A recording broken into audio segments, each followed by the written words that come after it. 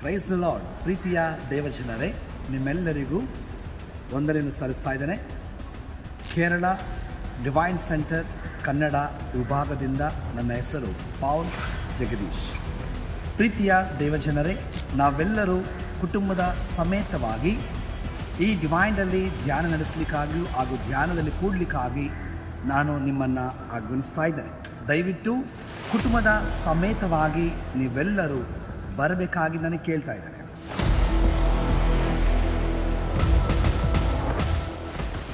ನೀವು ನನ್ನಲ್ಲಿ ನೆಲೆಗೊಂಡಿರಿ, ಆಗ ನಾನು ನಿಮ್ಮಲ್ಲಿ ನೆಲೆಗೊಂಡಿರುವೆನು ಎಂಬುದಾಗಿ ದೇವರ ವಾಕ್ಯ.